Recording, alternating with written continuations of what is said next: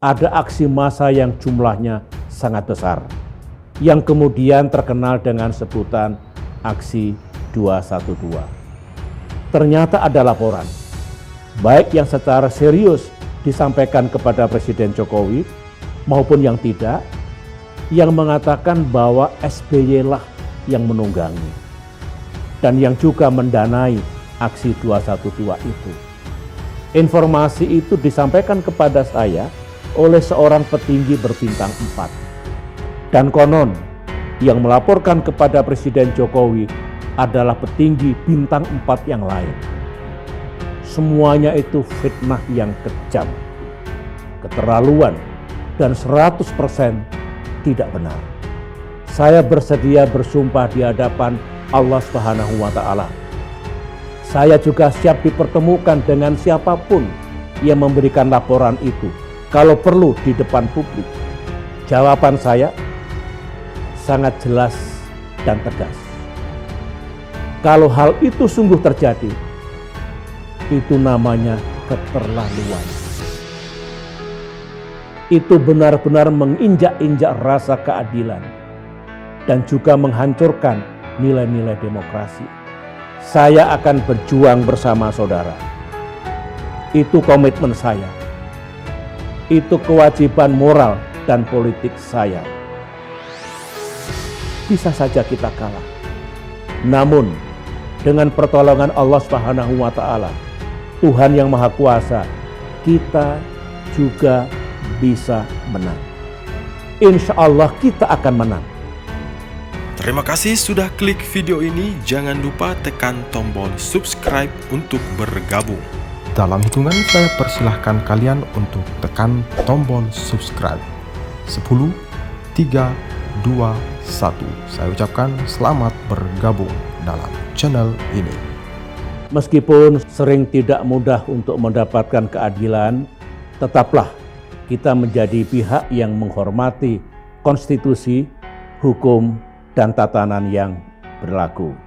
Sebagai warga negara, bukan sebagai mantan presiden, saya juga kerap menghadapi isu keadilan ini. Dulu di tahun 2017, ketika tengah digelar Pilkada Jakarta dan AHY menjadi salah satu calon gubernur, rumah saya di Kuningan digeruduk oleh ratusan massa. Sebenarnya banyak yang tahu siapa penggerak dari aksi penggerudukan itu. Namun hingga kini keadilan tidak pernah datang. Satu hari menjelang pemungutan suara Pilkada Jakarta 2017, saya kembali mendapatkan fitnah yang kejam yang dilakukan oleh seseorang yang dekat penguasa. Ketika saya gunakan hak saya untuk mengadukan pemfitnah itu ke pihak kepolisian, keadilan yang saya harapkan juga tidak pernah tiba.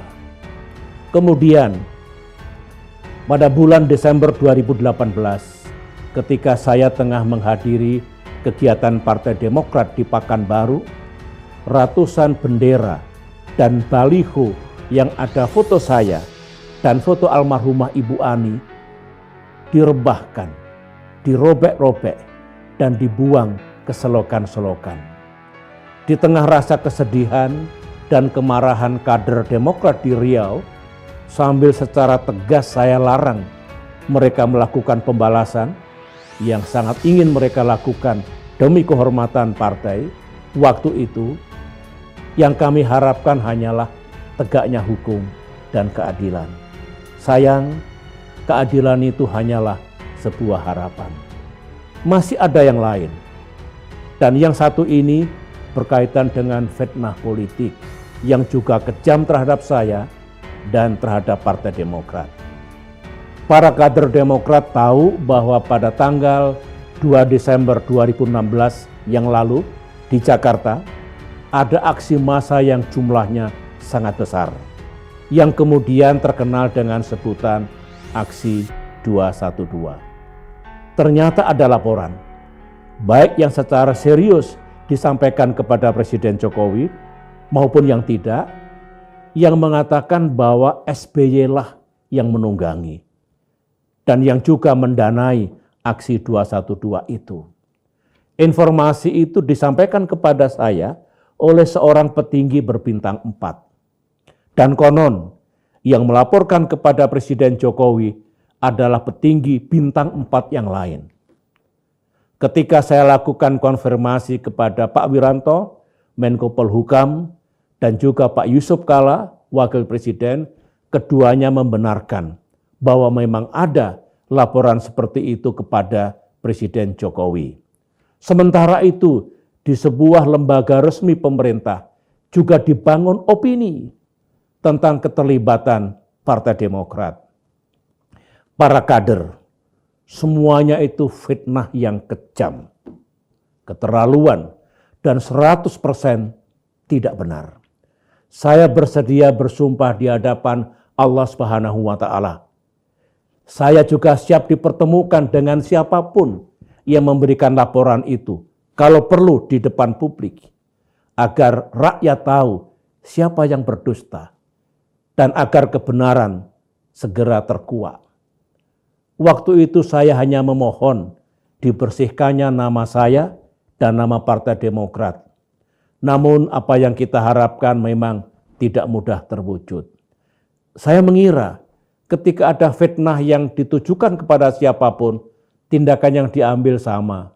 Saya kira tindakan cepat terhadap siapapun yang menfitnah pejabat pemerintahan, prosesnya juga akan sama cepatnya jika yang difitnah bukan pejabat negara. Misalnya orang seperti saya, atau siapapun yang juga menjadi korban fitnah. Terhadap ini semua, termasuk pengalaman-pengalaman pahit yang kita dapatkan para kader, semoga membuat kita semakin kuat, semakin matang, dan tidak mudah patah. Para kader, karena kita tidak ingin diperlakukan secara buruk oleh orang lain, saya juga mengajak saudara semua untuk tidak melakukan hal-hal yang buruk seperti itu kepada pihak lain. Misalnya, menfitnah orang, menyebarkan berita bohong, membunuh karakter orang yang tidak bersalah, dan apalagi melakukan kekerasan secara fisik, termasuk menculik dan menghilangkan nyawa manusia secara serampangan, atau yang disebut dengan extrajudicial killing. Para kader, kembali kepada gerakan yang hendak mengambil alih kepemimpinan partai kita, ada yang bertanya kepada saya, bagaimana Pak kalau mereka nekat melakukan KLB? Meskipun tidak sesuai dengan AD dan ART partai kita, yang secara resmi telah disahkan oleh Menkumham, dan kemudian pengurus KLB abal-abal itu disahkan juga oleh Menkumham. Ada juga yang bertanya seperti ini. Bagaimana kalau pengurus baru hasil KLB itu meskipun tidak diresmikan oleh Menkumham, tetapi kemudian pemerintah menganggap ada kepengurusan kembar, sehingga Partai Demokrat tidak bisa mengikuti pilkada dan pemilu 2024. Jawaban saya sangat jelas dan tegas. Kalau hal itu sungguh terjadi, itu namanya keterlaluan. Itu benar-benar menginjak-injak rasa keadilan dan juga menghancurkan nilai-nilai demokrasi. Kita yang berdaulat dan pemilik sah partai ini, Partai Demokrat yang sangat kita cintai, tentu harus melakukan segala upaya untuk mempertahankan kedaulatan kita. Upaya yang damai, yang konstitusional, dan yang mendatangkan keadilan. Saya akan berjuang bersama saudara. Itu komitmen saya.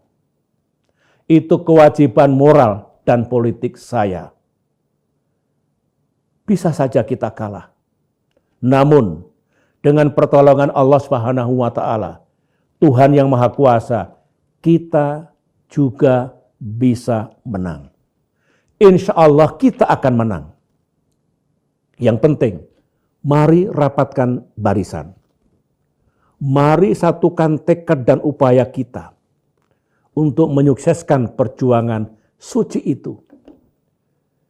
Semoga Tuhan Yang Maha Kuasa meridhoi niat dan ikhtiar kita, serta memberikan kekuatan dan keteguhan kepada kita demi keberhasilan misi suci dan mulia, yaitu tegaknya kedaulatan dan kehormatan Partai Demokrat.